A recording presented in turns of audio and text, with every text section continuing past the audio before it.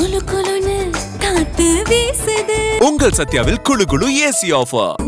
சத்யா மக்களுக்கு நல்லது பண்றதுக்கு அரசியலுக்கு வாங்கடா, கொள்ளை அடிக்கிறது கொலை பண்றதுக்கு அரசியலுக்கு. ஆனா உங்களுடைய காணொலி பார்த்தேன். உங்களுக்கு அடிபட்டு இருந்தது, கண்ணெல்லாம் அடிச்சிருந்தாங்க. என்ன நினைச்சுன அது இந்த பிரச்சனை வந்து முன்னாடி ஒரு தடவை நடந்தது, அதுக்கப்புறம் அதை பத்தின எந்த ஒரு செய்தியுமே இல்லை. இப்ப திடீர்னு பார்த்தா உங்களை தள்ளி விட்டு கீழே விழுந்து அங்க இருக்கக்கூடிய பெண்கள் எல்லாம் திட்டி நீங்க கேஸ் கொடுத்ததெல்லாம் பார்க்க முடியும். என்னதான் நடந்துச்சுன்னா? என்ன நினைச்சுன்னா, எனக்கு வந்து இந்த கோயில் பிரச்சனை கேள்விப்பட்டிருப்பீங்களா? ஆமாண்ணே. கோயில் பிரச்சனை வந்து எனக்கு வந்து ஒரே பிரச்சனை பண்ணிட்டு என்னுடைய பாதை, பஞ்சாயத்து பாதை எல்லாமே ஆக்கிரமிப்பு பண்ணி அடைச்சிட்டாங்க பார்த்துருங்க. ஓகே. ஆமா, அடைச்சிட்டுக்கு அப்புறம் ரெண்டாவது வந்து ஒரே பிரச்சனை பண்றாங்க, பண்ணிட்டே இருந்தாங்க. அப்ப நான் வந்து கேட்கச்சில வந்து அவங்க என்ன பண்றாங்க, ஒரே நம்மகிட்ட சண்டை எடுத்துட்டு நம்மள ஒரே வேற்றுமையா பேசி வாங்கி ரொம்ப இது பண்றாங்க என்ன வந்து. ஓகே. அது பண்ணணும்னா இந்த ஊர்ல ஒரு 2-3 சேர்ந்துக்கிட்டு, ஓகே, அவன் ஊர்ல சேர்ந்துக்கிட்டு வாங்கி எனக்கு வேண்டாதவங்க பண்ணிக்கிட்டு, அது ஊர்ல வந்து ஒரு 5-6 பேர் இருக்காங்க. 5 பேர் சேர்ந்துக்கிட்டு எனக்கு எப்ப பார்த்தாலும் இடைஞ்சம் பண்ணிட்டே இருக்காங்க. எனக்கு என்னன்னா, நான் ரொம்ப கஷ்டப்பட்டு வாங்கினேன். இப்போ ஒரு 2 வீடு 3 வீடு வாங்கி கார்ல போறா வாங்கலாம்னு சொல்லி இந்த போட்டி போறாமையில அதிகமான டார்ச்சர் பண்ணிட்டு இருக்காங்க. அதுக்கு நான் அது சம்பந்தமா கொஞ்சம் பேசி பார்த்து ரொம்ப இது முடியல. அதனால நான் கோர்ட்ல கொண்டு நான் வந்து ஹைகோர்ட்ல வந்து கேஸ் போட்டேன். ஓகே. ஹைகோர்ட்ல போனோன்னா ஹைகோர்ட்ல வந்து எனக்கு தீர்ப்பாயிட்டு. எனக்கு தீர்ப்பாகி அவருக்கு எல்லாமே ரெக்கார்டு எல்லாமே எனக்கு சாதகமா இருக்கு, எல்லாமே எனக்கு கரெக்டா இருக்கு எனக்கு. சரிண்ணே. அப்ப கரெக்டா இருந்து எனக்கு சாதகமாயி தீர்ப்பு எனக்குன்னு வந்துட்டு எனக்கு. ஓகே. அந்த தீர்ப்பு வந்தோடனே கோயிலை இது பண்ணக்கூடாது, நீங்க வந்து எல்லாமே ஆக்கிரமிப்பு எடுங்க. ஃபுல்லாவே ஆக்கிரமிப்பு, தெரு ஃபுல்லா ஆக்கிரமிப்பு. அங்க என் வீட்டுக்கு ஏத்தாப்புல உள்ள கீழே தெருவுங்கிறதே காணலனே. கீழே தெருவுங்கிறதே காணல. நான் பழைய ரெக்கார்டு, ஏரிஸ்ட் காப்பி, அது காப்பி, இது காப்பி எல்லாமே வச்சிருக்கேன். சரி. அந்த காப்பில வந்து அது தெருவுன்னு தான் இருக்கு. அது தெருவுன்னு தான் இருக்கு, அதுல எதுவுமே இல்ல. ஓகேண்ணே. அந்த அப்போ அது அவ்வளவுமே ஆக்கிரமிப்புல இருக்கு, எடுங்கன்னு சொல்லி நவலுங்கன்னு சொல்லி அது எனக்கு வந்து கோர்ட்ல இருந்து ஹைகோர்ட்ல இருந்து தீர்ப்பு வந்துட்டு எனக்கு. தீர்ப்பை வச்சு இவங்க என்ன பண்றாங்க, மறுபடியும் தீர்ப்பாயிட்டு செய்ய முடியாது வாங்க முடியாது இதாயிட்டுன்னு சொல்லிட்டு என்னுடைய சொந்த பாதை, என்னுடைய சொந்த இடத்துல ஒரு பாதையை அங்கிருந்து பாதை இருக்குன்னு சொல்லி அந்த இடத்துல வந்து திண்டை உடைக்கிறது, செடியும் கொடியெல்லாம் இருக்கு, மரங்கள் நிற்க மரத்தை வெட்டுறது வாங்குறது எல்லாமே வந்தாங்க. அப்ப என்னுடைய இடத்துல வந்து ஏன் நீங்க மரத்தை வெட்டுறீங்க, எனக்கு அது சொந்த பாதை. நான் கேட்கச்சில வந்து என்ன அடிச்சு என் தம்பி பிள்ளைல அடிச்சு என்ன அடிச்சு கம்பி தூக்கி தாக்கி 60க்கு வெட்ட வந்து கையெல்லாம் வெட்டி ரொம்ப ரொம்ப டார்ச்சர், ரொம்ப ரொம்ப அநியாயம் ஓவரா பண்றாங்க. எடுத்து வெட்ட வந்தாங்களானே? 60க்கு. ஆமா, அந்த முள்ளு வெட்டினாங்க. முள்ளு ஒன்றும் வெட்டக்கூடாதுன்னு என்ன நீ பேசுறதுன்னு அந்த 60க்கு கொத்த வந்துட்டாங்க. கொத்தோன்னு கையை பிடிச்சி 2 கையிலையும் வெட்டி வந்துட்டு நான் ஆஸ்பத்திரி தான் இருக்குன்னு டாக்டர்ல காமிச்சாச்சு. அந்த அதுல கம்பி இருந்துச்சு, அந்த கம்பியை தூக்கி அடிச்சிட்டாங்க, கண்ணுக்கிட்ட அடிச்சிட்டாங்க. ஆமாண்ணா, அதை பார்க்க முடிஞ்சது வீடியோல. கண்ணு இப்போ உங்களுக்கு ஓகேவாண்ணே? கண்ணு கிட்ட கொஞ்சம் ஃபுல்லா வீங்கிட்டுனே, ரொம்ப இதா இருக்கு எனக்கு. அது வந்து டாக்டர் எலும்புல கொஞ்சம் அடிபட்டது, கொஞ்சம் கண்ணு தப்பிச்சது கொஞ்சம் பொறுப்பு ரொம்ப இதுன்னாரு அவரு. ஓகே. அதனால இப்போ பாத்துட்டு இருக்கோம். இப்போ வந்து என்ன சொல்றாங்கன்னா, என் மேலேயும் கேஸ போடுறாங்க, அவங்க மேலேயும் கேஸ போடுறாங்க. எதுக்கு? அடிபட்டு முன்னாடி ஒரு பொய் கேஸ் போட்டாங்கண்ணே. என் பிள்ளையில அவன் இன்னொருத்தன் குடிச்சு போட்டு அடிக்க வந்தான்னு சொல்லி அதுக்கு வீடியோ இல்ல, அது இல்ல, அவங்க ஆசையில பட்டாங்கன்னு கேஸ் போட்டாங்க. இப்போ என்கிட்ட எல்லா வீடியோவும் வச்சிருக்கேன், என்ன அடிச்சது, என்ன வாங்கினது. என்னுடைய வீட்டை சுத்தி இதே பிரச்சனை வரைஞ்சிருக்கேன். வீட்டை சுத்தி நான் சிசிடிவி கேமரா மாட்டி வச்சிருக்கேன். சரி. கேமரா எல்லாமே பதிவு ரெக்கார்டு இருக்கு, எல்லாமே இது இருக்கு எனக்கு. அது போக அவங்க என்ன பண்றாங்கன்னா, அதெல்லாம் போலீஸ் வந்து என்ன பண்றாங்க, 2 வரைக்கும் அவங்க ஆசைப்படுறாங்க. அப்ப நான் அடிபட்டு நான் ரத்த கண்ணியா கிடந்து என்கிட்ட வீடியோ இருக்கு, என் மேல நீங்க எப்படி கேஸ் போடலான்னு கேட்கணும். சரி, என்ன சொல்றாங்க அப்ப? அது எதுவுமே கண்டுபிடிக்க மாட்டேங்க. இல்ல நாங்க அது அவங்க மேல பேர் போட்டோம், நாங்க இன்னொரு எஸ்ஐ போட்டிருக்காங்க கேஸ். அப்ப என்ன, இதுக்கு மேல நீ கேஸ் போட்ட நாளைக்கு நான் வந்து நேரா நான் கலெக்டர் ஆபீஸ்ல எங்கேயாட்டு போய் நாங்க குடும்பத்தோட மனநிலைச்சியை கொத்திடுவேன். எதுக்கு உயிரோடு இருக்கணும், நான் இருக்கிற அவசியம் இல்லைன்ட்டேனா. எனக்கு ரொம்ப டார்ச்சர், ரொம்ப இழிவா பேசுறாங்க. வரியை விட்டு ஒதுக்கி வைப்பாங்க, அதை விட்டு ஒதுக்கி வைப்பாங்க, இதை விட்டுவங்க. ஒரு 5-6 பேர் சேர்ந்துட்டு படுத்துற பாடு எனக்கு தாங்க முடியல. என்கிட்ட வீடியோ ரெக்கார்டு எல்லாமே கரெக்டா வச்சிருக்கேன். அது எல்லாத்தையுமே சப்மிட் பண்ணிட்டீங்களானே போலீஸ்? எல்லாத்தையும் போலீஸுக்கு எல்லா தேசமும் அனுப்பியிருக்கேன், எல்லா போலீஸுக்கும் அனுப்பியிருக்கேன். போலீஸுக்கு, இன்ஸ்பெக்டர் ஐயாவுக்கு, எஸ்ஐ ஐயாவுக்கு, எஸ்பி ஆபீஸுக்கு, கலெக்டர் ஆபீஸுக்கு, எல்லா வருவாய்த்துறைக்கு எல்லாத்துக்கும் அனுப்பியாச்சு. சரிண்ணே. எல்லாமே காசை வாங்கி என்ன வாங்கணும் எனக்கு தெரியல. எல்லாருமே வந்து என் மேல ரொம்ப இது பண்ணிட்டு இது பண்றான். அவன் RSSல இருக்கேன், யாரு? பிஜேபியில இந்த எதிர்பார்ட்டி பரமசிவங்கிற ஆளு.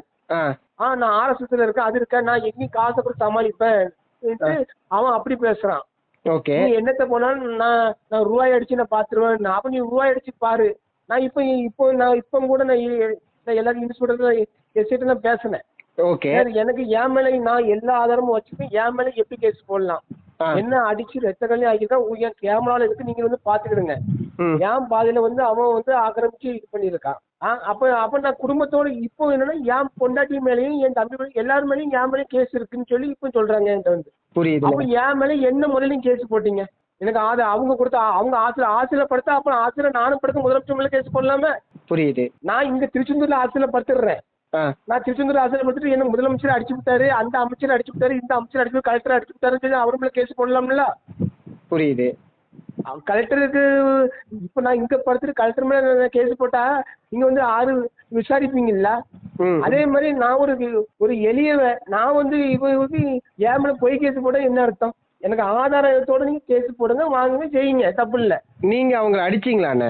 நான் தொடர்பு என்ன தானே அடிச்சாங்க, அந்த வீடியோ எல்லாமே நான் என் சேனல்லையும் போட்டு விட்டுருக்கேன், எல்லா சேனல்லையும் இருக்கேன். ஆமா, அதை பார்க்கும்போது நீங்க எங்கேயுமே நீங்க அடிச்ச மாதிரி இல்ல, இப்போ முழுக்க தடுத்த மாதிரி தான் இருந்தது. அதான் உங்க அடிக்க வரும்போது தடுக்கிற மாதிரி தான் இருந்துச்சு. நான் எதுவுமே பண்ணல. என் 2 பொட்டை என் தம்பி பிள்ளைல எல்லாத்தையும் அது கேட்கற வார்த்தை என் பிள்ளைய போட்டு முதல்ல குத்துறான் இந்த பரமசிவங்கிறவன். அச்சோ, சட்டையெல்லாம் கிழிச்சிருந்தாங்க, அதெல்லாம் வீடியோல பார்க்க முடிஞ்சது. சட்டையெல்லாம் கிழிச்சு வாங்கி ரொம்ப அநியாயம். 4 பொட்டை பிள்ளைல நான் ஊர்மையா விடுறேன் அப்படின்னு அவங்க சொல்றாங்களா? அப்படி சொல்லு. என்ன வீடியோலயும் இருக்குன்னு சொல்றாங்க, வீடியோலயும் இருக்கு. ஓகே, அந்த வீடியோ அனுப்பி விடுறாங்க. ஆர்த்தி செல்வன்ட்டு ஒருத்தர் இருக்கான், அவன் வந்து டம்மி பீஸ் மாதிரி. அவன் என்ன சொல்றான், அவன் பெரிய இதுக்காக பிள்ளை நேற்று நான் ஜிஐசி ஹாஸ்பிட்டல்ல உட்காந்துருக்கேன். திருச்செந்தூர் போலீஸ் ஏட்டமா ஒரு ஆளு விசாரணை பண்ணிட்டு இருக்காங்க. ஓகே, அவங்க கிட்ட வச்சு எங்க பிள்ளைங்க நாங்க எல்லாம் சிகிச்சை எடுத்துட்டு இருக்கோம், எல்லாத்தையும் உங்க சாவு என் கையில தாங்க. அவங்க கிட்ட வச்சு அதான் கொலை மிரட்டல் விட்டுருக்காங்க. கொலை மிரட்டல் விடுறேன். அதை வந்து திருச்செந்தூர் ஏட்டமா பார்த்துட்டு என்ன ஏம்னு சொல்றேன்னு அப்ப நான் சொல்றேன், இப்படி சொல்றேன்னு அவங்க எதுவுமே ஆக்ஷன் எடுக்கல. காவல்துறை எதுவுமே செய்யல. இப்போ எனக்கு உங்களை அதாவது உங்க ஏரியால இருக்கக்கூடிய போலீஸ் ஸ்டேஷன்ல எந்த ஒரு செயலுமே அவங்களுக்கு இதா எடுக்கல, ரைட்டுங்களா? அவங்க இல்ல எனக்கு ஸ்டெப் எடுக்காங்க. அவங்க எல்லாமே இது பண்ணா அது பண்றாங்க. ஒரு சில இதுல வந்து இது பண்ணிடுறாங்க. நான் இன்ஸ்பெக்டர் ஐயாட்ட சொன்னேன், நான் எஸ்ஐ ஐயாட்ட சொன்னேன், சொல்லிட்டு வாங்கிட்டு இது பண்றாங்கன்னு சொன்னேன். அவங்க ஆக்ஷன் எடுக்காங்க. எடுத்துட்டு உங்க மேலேயும் எஃப்ஐஆர் இது பண்றோம்னு சொல்றாங்க. பாத்துருங்க, அதாவது அவங்க மேலேயும் ஆக்ஷன் எடுத்துட்டு உங்க மேலேயும் எஃப்ஐஆர் போடுவாங்கிறாங்க. என் மேல என்ன மேலும் எஃப்ஐஆர் போடணும் சொல்லுங்க. நான் என்ன அடிச்ச வீடியோ இருக்கு, என்ன பண்ண அவங்கள நான் அடிச்சிருக்கேனா வாங்கியிருக்கேனா சொல்லுங்க. இப்போ கூட நான் உங்களுக்கு எல்லா வீடியோ நான் அனுப்பி விடுறேன் உங்க சேனலுக்கு. புரியுது. அதான் நீங்க போட்ட வீடியோ எல்லாத்துலயுமே பார்க்க முடிஞ்சது. முதல்ல சொன்ன மாதிரி நீங்க எங்கேயுமே அடிக்கிற மாதிரி இல்ல, முழுக்க தடுக்கிற மாதிரி தான். அண்ட் உங்க கூட உங்களுடைய குழந்தைகளுமே வந்து பாத்தீங்கன்னா தடுக்கிற மாதிரி தான் இருந்துச்சு. உங்களை தான் எல்லாரும் வந்து பிடிச்சி தடுத்து விட்டுட்டு இருந்தாங்க, அவங்களையும் தடுத்து விட்டு இருந்தாங்க. இல்ல ஒருத்தர் மொபைல வேற வாங்கிக்கிட்டாரு, ரைட்டுங்களா? மொபைல புடிங்க, ஏன் மொபைல புடிங்கிட்டு இந்த மாறிங்கிறவா, அந்த பரமசிவம் மாவா மாறிங்கிறவா ஏன் போன புடிங்கிட்டு உள்ள வீட்டுக்கு ஓடுறா.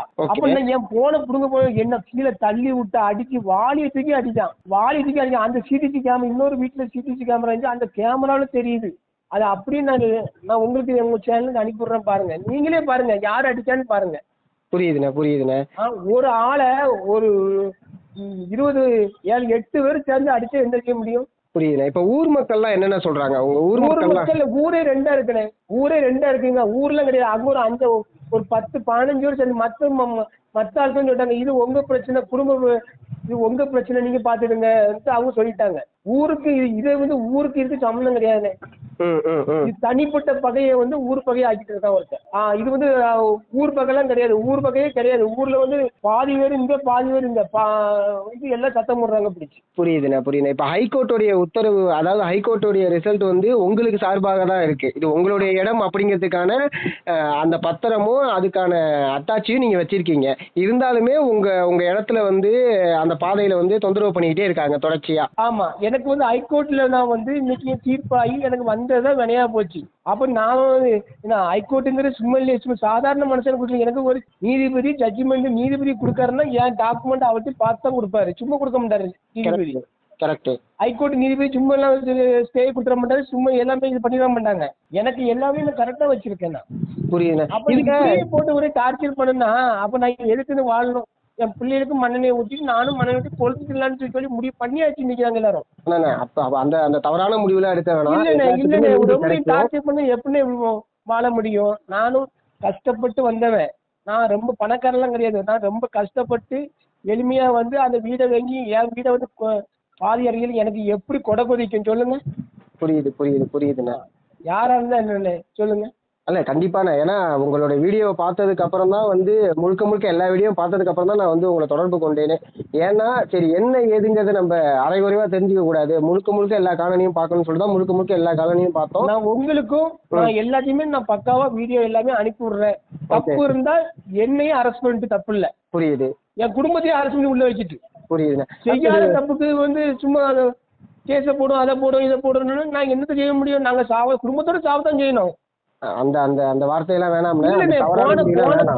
அதுல போன வாட்டியே எனக்கு பொய் கேஸ போட்டு எனக்கு 1 மாசம் என் பொண்டாட்டி என் பிள்ளைகளையும் தம்பி பிள்ளைகள் எல்லாத்தையும் அலைய வச்சு பாடாப்படுத்தினானுவோம். மறுபடியும் இப்பவும் பொய் கேஸ போட்டுட்டு என்ன அர்த்தம்? அப்ப எத்தனை கேஸ் தான் நான் பார்க்க சொல்லுங்க. ஆனா இதுல இடையில வந்து நீங்க ஒரு வார்த்தை சொல்லியிருந்தீங்க, உங்களை இஸ்லாமிய கைக்கூலி அப்படின்னு சொல்லிட்டு உங்களை சொன்னாங்கன்னு. அது யாருன்னு சொன்னது? அது எதனால சொன்னாங்க? அது ஏன் சொல்றேன்னா அதுல வந்து இருக்கிற எல்லாமே அவங்க பிஜேபி காரங்க. அவங்க பிஜேபியில வந்து நானும் மோடி எங்க கன்னியாகுமரிக்கு வந்தாரு. நானும் கன்னியாகுமரிக்கு நாங்களும் ஆட்களை வச்சுட்டு போனோம் வாங்கினோம். நாங்க போகாம நாங்களும் எல்லாருமே சேர்ந்து போனோம். நாங்களும் எல்லாமே அதில் தான் இருந்தோம். நானும் மோடிக்கு ஆதரவா தான் எல்லாம் இருந்தோம். நாங்களும் பிஜேபி நானும் இஸ்லாமிய கைக்கூலியா? அப்ப இஸ்லாமிட்ட பழகக்கூடாது அப்ப யாரும் அப்படி சொல்றாங்களா? என்ன ஒரே இஸ்லாமிய கைக்கூலி, அதனாலதான் கோயிலுக்கு எதிர்ப்பா இருக்கேன் நான். ஏன் சொத்தை ஏன் இதை நீங்க அடைக்கீங்க? கோயில் அங்க இருக்கு. கோயில காரணம் காட்டி கோயிலுக்கு இடத்த விற்கிறது, புறம்புக்கு இடத்த பட்டா போடுறது, கீழே தெருவுங்கிறது காங்கலனே. பஞ்சாயத்து சொல்ல போனா ஒரு முடிவு கிடையாது, தாசில்தார் ஒரு முடிவு கிடையாது, விஓ ஒரு முடிவு கிடையாது, கலெக்டருக்கு மனு போட்டிருக்கேன் அது ஒரு முடிவு கிடையாது, எதுவுமே முடிவு இல்லைண்ணே. ஆடியோ ஆஃபீஸ்ல கட்டிட்டு அங்க ஒரு முடிவு கிடையாது. எல்லாமே மனுவை கொடுத்து மனு பார்க்கலாம் லிட்டர்ல மனு தான் அனுப்பி விடுறாங்க. புரியுதுண்ணே. நீங்க இப்ப அடுத்த கட்டமா என்னென்ன செய்யலான்னு இருக்கீங்க? அடுத்த கட்டமா நான் காலையில நான் வந்து கலெக்டர் ஆஃபீஸ் வச்சு நான் குடும்பத்தோட உட்காந்து மனு கீழே கொடுத்து தான் போறேன். ஆனா அது வேண்டானே. என் வலிலாம் கிடையாது. இதுக்கு மேல வலி இருந்தா வந்து நான் எங்களை போட்டு ஒரே கேஸ போட்டு அவங்க பாட்டு எப்பயாருங்கிற ஒரு தாளை போட்டு போயிருவாங்க. நாங்க கிடந்து சாவணுமே கிடந்து என் பிள்ளைகளும் சாப்பிடாம வைக்காம கிடந்து. புரியுதுண்ணே. நீங்க கலெக்டர்கிட்ட மனு கொடுத்தீங்களா? எத்தனை மனு கொடுக்க? புரியுது. இல்ல இந்த சம்பவத்துக்கு அப்புறம் போய் சந்திச்சீங்களா? இந்த சம்பவத்துக்கு அப்புறம் நாங்க மனு கொடுத்தாச்சு, கலெக்டருக்கு எல்லாம் கொடுத்தாச்சு. எல்லா மனுவும் என்கிட்ட இருக்குண்ணே. மனுவை அடுக்கி என் வீட்டுல பேப்பரும் ஃபைல் தான் கூடுது. புரியுது. எனக்கு ஒரு ஹைகோர்ட்ல ஒரு தீர்ப்பு வந்ததுக்கு இவ்வளவு பிரச்சனையா?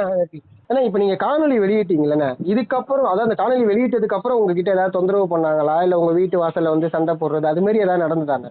நேற்று தான் போயிட்டு பொழிச்சு போயிருக்கு. இன்னைக்கு காலையில போய் எங்க வீட்டுல போய் அவனும் திரைச்சிருக்கானுவோம்.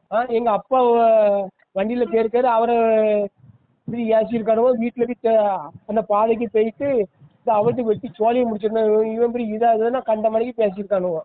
வீட்டுல போயிட்டு உங்களை மிரட்டிருக்காங்க. வீட்டுல மறுபடியும் காலைல என் வீட்டுக்காரி நான் ஹாஸ்பிட்டல்ல இருக்கேன். இப்போ அவன் வீட்டுக்கு போயிருக்கா, அங்க போய் வீட்டுக்கு அரைச்சிருக்கானுவோ. புரியுது. ஏன்னா நீங்க வந்து மருத்துவமனைக்கு போனதா வந்து வீட்டுல ஒய்ஃப் சொல்லியிருந்தாங்க. சோ அந்த சமயத்துல வீட்டுல வந்து மிரட்டிருக்காங்க. இப்போ வந்து அவன் வந்து கண்ணீர் விட்டு அழுகுறா கிடந்து. என் பிள்ளைங்க வந்து அழுகுது. ஒரு ஊர்ல இருக்கே வேணா போயிரும் அழுகுது.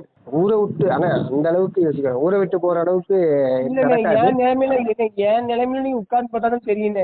நீங்க சொல்றதுக்கு நீங்க வாய் தடவை நீங்க எல்லாருமே இப்போ வந்து எனக்கு ஆதரவு இன்னைக்கு வந்து கொலை ஸ்டேஷனுக்கு போறோம், இன்ஸ்பெக்டர் எல்லாருமே அவங்க பேசிடுவாங்க.